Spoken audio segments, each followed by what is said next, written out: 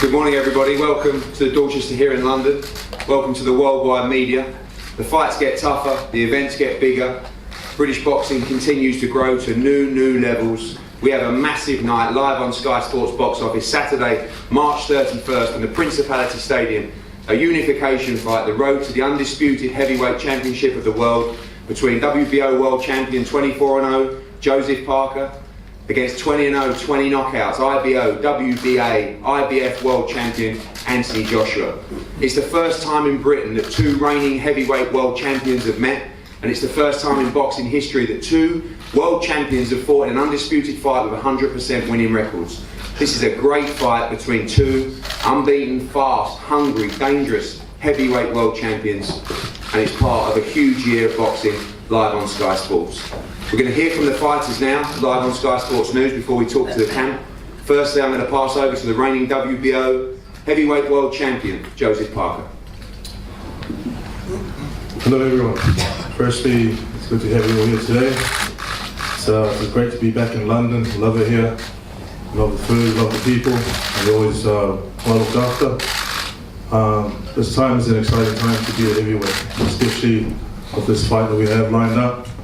It's good to, flying here, there was nothing sort of announced or locked in. But now that we're here, I'm thankful that we have this contract signed, and looking forward to having a day to sort of work towards. I'm looking forward to leaving here tomorrow, back to Vegas to start a hard training camp with my coach Kevin Barry. This is probably going to be the hardest camp in terms of training the hardest and putting in the most work, because I have a big challenge in front of me. Joshua. Joshua, I've watched him for a long time. I know he's watched me coming up. I know his strengths. I know he knows mine. I know his weaknesses, and he thinks he knows my weaknesses. So I look forward to, I can't wait to have this fight happen March 21. Can't wait to train hard, can't wait to be back, to put on a great performance, hopefully catch him on the chin and knock him out. Thank you, Joseph. The only world champion with 100% perfect record, 20 wins, 20 KOs, and I pass over to the reigning IBO, IBF and WBA heavyweight champion of the world, Anthony Joshua. Happy New Year everyone. It's good to be back. We all enjoy it. Last time I was in Cardiff. It was a great night. And I took my time because I really knew I wanted to set up for a big 2018.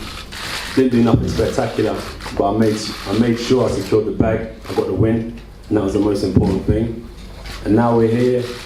As I said, it's kind of about making history now, and we've always been moving in that direction. So it's an honour to be up here with another world champion. But in terms of Parker, I don't really know how to take his camp in terms of what's been said and what's been going on, but I take everything with a pinch of salt and I roll with the punches. This is for another strap, and as he said, he's going to be training extremely hard. I think we're all blessed with the ability to work hard. There's no doubt about that, but one thing that I think separates myself is the fact that I mix intelligence with hard work. So not only am I going to be in peak physical condition, I'm making sure my mind's in the right place as well at all times. So I'm looking forward to embrace the challenge, not only from a physical standpoint, but the mental challenge that will come with this fight as well. Thank you, Anthony. I'll pass over to Team Parker now to say a few words. Firstly, to Duco, talk about the words of the camp. David, it's been a pleasure working with you so far in the build-up. I know you've got plenty to say and did a great job in building this fight as well, and truly believe your man will become the unified world champion on March 31st. Yeah, hey, thank you everyone, and thank you to Eddie and Anthony Joshua for stepping up. People talk about unification, but some don't do it, and talk's cheap. AJ and Eddie have stepped up and made it happen, as have our teams, so I think that's great for the sport and great for the fans. Look, yes, there has been a bit of talk and build-up, so I think it's important that I clarify a few things. I think, speaking personally first, I actually have an immense amount of respect for Anthony Joshua, as does our team. I think from his beginnings to turn your life around and achieve what he has is a great role model, and I think that winning Olympic gold, with having only walked into a gym at a later age is remarkable. So we respect that, and we respect the achievement of winning 20 straight fights and holding the 2 belts, and we respect even more that he's now stepping in with Joseph Parker unified.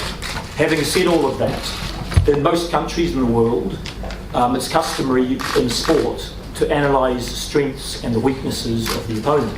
It's not personal. It's and in most sports it's customary, be it tennis or Formula One. The media and the pundits analyse each other's strengths and weaknesses. And so something that shocked us is apparently in English boxing it's not customary to do that. So it came as a bit of a surprise when we started pointing out what we see as chinks in Anthony Joshua's armour. And there seemed to be a shock that we dare speak about these things. They weren't personal, it wasn't trash talk, statement of fact. Joshua has allegedly, and there's footage going around, been dropped a few times, and we made a point of that, and that killed 2 birds with 1 stone. One, people thought, who the hell is Stephen Parker and Joseph Parker? So educated the market that there's another world champion named Joseph Parker, and made Joseph a bigger name here. It created a rivalry, so it built this fight up. And incidentally, Joseph has never been dropped. Started on the pads at age 3. And so it makes it very interesting because the 2 styles, they come forward, these guys, and look for the knockout. So if they're trading, what do we know? We know that one guy's never been dropped and the other has. And so it's important that we do that. That's my job, because a lot of the English see it as a 1-horse race. They write Joseph Parker off. The bookies write him off, right? But when you think about it, I think experienced boxing people will go, hang on a minute, Joseph probably a bit quicker on hand speed, definitely got a better chin, and I would add mentally tougher.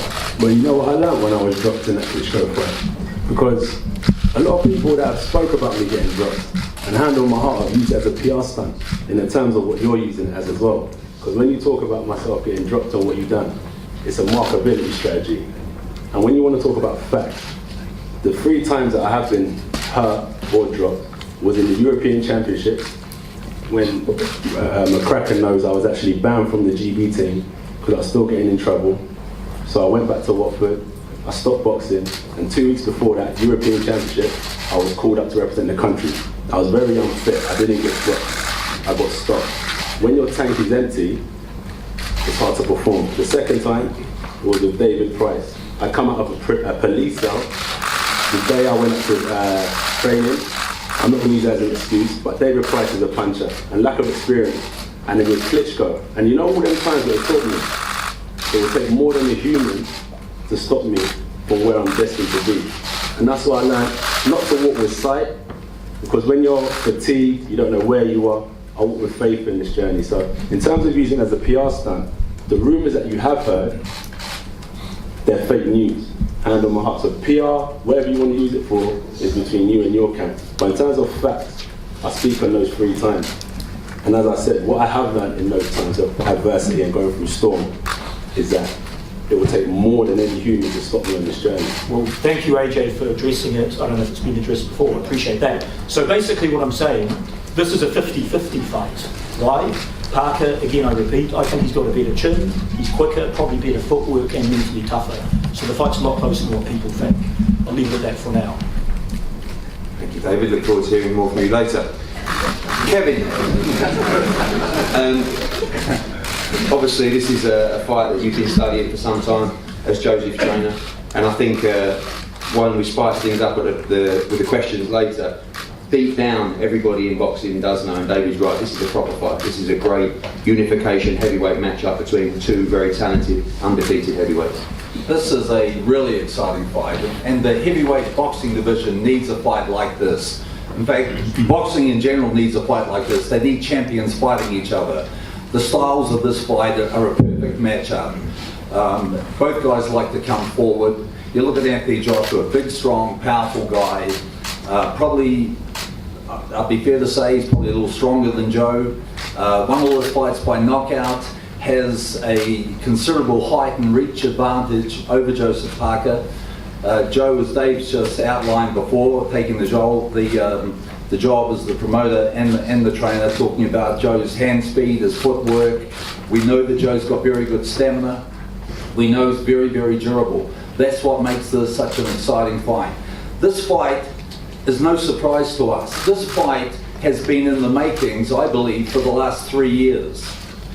We've looked at Anthony Joshua since he came through the Olympic program winning the gold medal. We have terrific respect and admiration for him, what he has achieved. There are a lot of similarities between Joseph Parker and Anthony Joshua, and I know both camps have watched each other over the last few years. If you look at 2014, 15 and 16, Parker fought 5 times a year, Joshua fought 5 times a year. They were the standout prospects in the world at the time, and they had the busiest schedules. You know, we've watched, Joe and I have sat down, we've watched all of Anthony's fights. We've sat there, we've got a log book, we've got playbooks. You know, we knew that this day was going to come. Providing both guys stayed undefeated, we knew that we would be sharing a ring with Anthony Joshua. So, you know, we know his style, we know his strengths. I know that he studied Joseph. This is going to be a very, very exciting fight. Joseph Parker needs a career-defining fight. I believe that Anthony Joshua got his career-defining fight when he fought Vladimir Klitschko. You know, he was taken into places he had never been before. He found out more about himself in that fight that he ever had in any other fight. He went to a very dark place. He picked himself up off the canvas and came back with a sensational win and was one of the fights of the year. Joseph Parker has not had a career-defining fight. So my challenge to my fighter, Joseph Parker, is I need this to be his greatest performance. And if he can show the public and he can show Anthony Joshua on March 31 what I see in the gym when he's at his best, he's a very, very hard guy to beat. Thank you, Kevin. Over to Rob McCracken, Anthony's trainer. Say a few words. Yeah, so I'm a little bit of the baddie. Big Josh is probably a little bit peed off with me because I took him to the European Championships with him in 2011 on 2 weeks training to teach him a lesson about what international boxing was. He was a novice, he was domestic champion, and he had 3 fights in 5 days. He hadn't had 3 fights in 4 months before that. And we thought long and hard about putting him into the 3rd fight in the quarterfinals. We put him in, but he was exhausted. He won the first 2 rounds. He was in the 3rd round, he was miles ahead, and we retired him because he'd been caught with a couple of heavy shots. But that's 7-8 years ago. The pricey thing was around the same time, 7-8 years ago. Anthony was a novice boxer. And really, in hindsight, possibly shouldn't have been in with those experienced boxers at the time. But we're talking a long time ago, we're talking when he was a novice. That's why it's riled him a little bit, because it's not real. It is fake news, as he says. There's 1 or 2 boxers that are reputed to have knocked him down, knocked him out. Not true. I've been with him for 7 or 8 years. I've been at all of those spots, and none of it's true.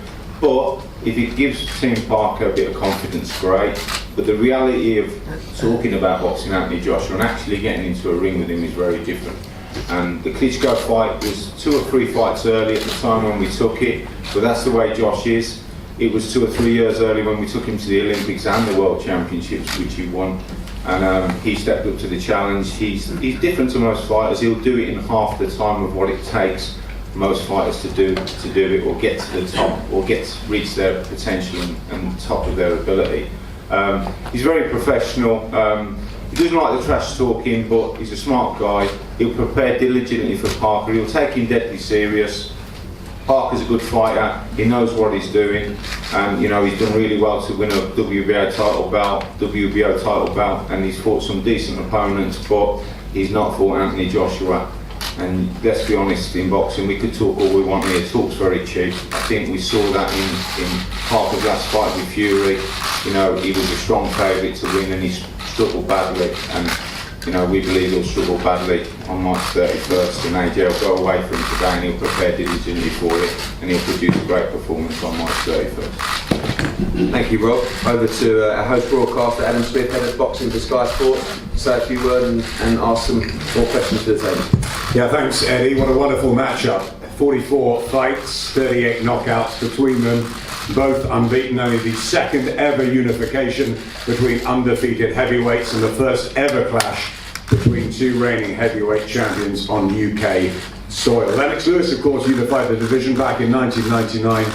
But AJ will want all the belts. Deontay Wilder holding the WBC, of course. This, I believe, is the right fight at the right time for Anthony Joshua, but as Kevin eloquently said, it's the right fight at the right time for Joseph Parker. So let's get to Joseph straight away. You say, or Kevin has said, you've been studying Anthony Joshua for a number of years. Do you believe this is your destiny and that you've got all the tools mentally and physically to be able to deal with what you've seen of Joshua so far?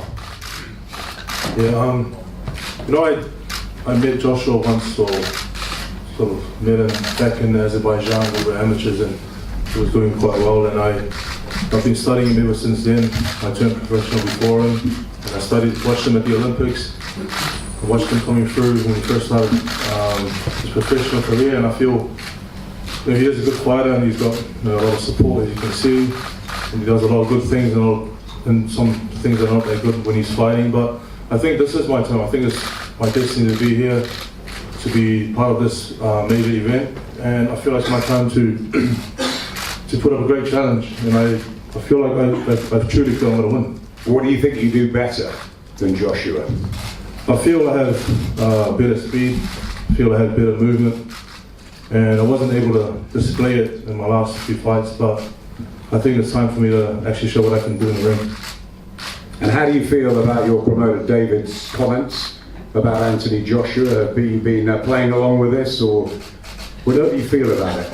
We're a team, so I back my promoter and what he's been saying, and I guess this is the way that he's trying to promote the fight as well.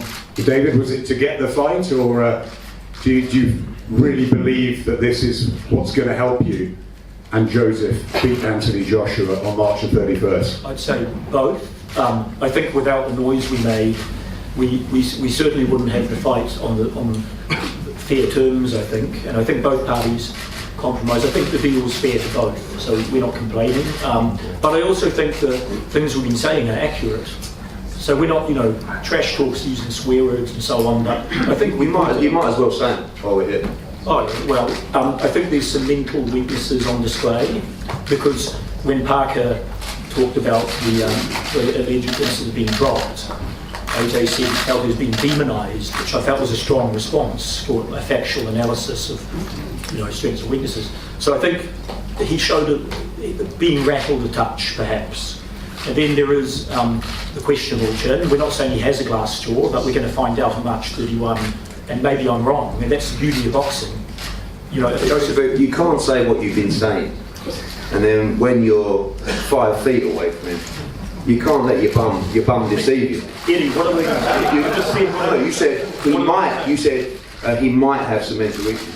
You said he has mental weaknesses. You said he is mentally weak. He is mentally weaker than Joseph Parker. You said he's mentally weak. Okay. You don't Anthony Joshua is mentally weaker. You don't do what he is doing and be mentally weak. You don't walk out in front of your home city and win gold at the Olympics. You don't walk out in front of 80,000, empty your tank, get up off the floor and stop Vladimir Klitschko if you're mentally weak. You also said he has a glass chin. We're going to break his glass chin. Don't tell me, tell him he's here. So look, I'll give you a small concession. He's mentally tougher than most people, but he's mentally weaker than Joseph Parker. And in terms of chin, got a better chin than me he has, but not as good as Joseph Parker. So there's a concession. The fact is, when it comes down to it, you don't really believe. Because I've heard you all saying, someone's getting knocked out in this fight, it's either me or him. That's not the same feeling on this side of the table. This is 100% same as what we do every time. Win, knockout. It's not we might get knocked out, we might get hurt. We don't. We win this fight. So you can't say one thing and then when you get here say another. I appreciate you trying to build the fight, but do you truly believe you're going to win? The Team Parker truly believe they're going to win the fight. Not someone might get knocked out. Honestly, I believe it's the destiny of Joseph Parker to win the fight and make history.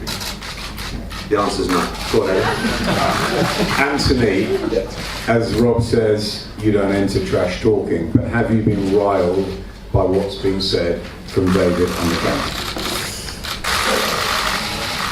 It's riled, not really, nah, but it is what it is. As I said, we're here to handle business versus the verbal wars before the physical ones, and it's part of the game. What can I say about the verbal ones? As I said, I'm not really into it as such because, it's an opportunity for both camps. I'll fight him in the car park for free. It doesn't matter to me. You know where I'm coming from. This is what a fighter's mindset is. So that's what I want to do, is fight. That's why I don't take my foot off the gas. In terms of training camp, it's not as if I've started, I've lived it, and I still live it. I came in heavy for the Takan fight when we had a change of opponents, the motivation and all that malarkey. But I'm motivated, as I said, I just wanted to secure the win that fight so I can plan for a massive 2018. The trash talking as such. And when I was talking about the likes of Federers and so on, it wasn't in terms of replicating who they are. I'm just saying in terms of other sports, when we're talking about tennis and golf, I was saying that these heavyweight championship belts should be held in high esteem. And I don't want to come here and demonize Parker and say everything he's done is rubbish. Anyone that just walked into a gym can achieve what he's done, because what he's done is phenomenal. It's history, it's groundbreaking. And that's what I'm trying to say. As champions up here, we should be holding our achievements in high esteem and show respect as ambassadors of the sport. That's where I was coming from. I'm not trying to replicate what he's done. I'm saying in terms of other sports replicating where boxing is, I think the trash talking should still hold a sense of respect to what we've achieved. And world champion to world champion, I look at it like this. In terms of mental strength, it's all good. I've defeated champions, I've faced Olympic champions. So what Parker will see and who you say he is, I feel that he'll be looking at the mirror, because across the ring will be someone just like him. Another world champion, another undefeated champion who's mentally tough, with speed, that can take a punch. And if he does take a punch, there's two types of people who take a punch. One who gets put down and stays down, or would you hate to fight the one who gets put down and gets up and keeps on coming?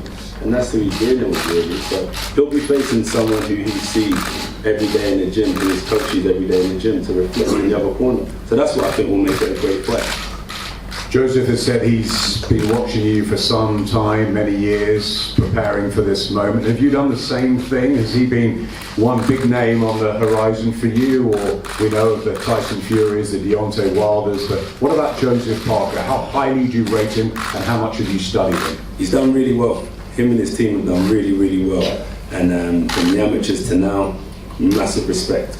And in terms of like studying, I like to study, Meldrick Taylor's, Jersey Joe Walcott's, Ezra Charles, old school fighters, to the new school. I like Canelo now. So I study more of these guys to kind of replicate what I do. I'm more interested in how I'm developing. I'm coming from a win. I have an opponent to face.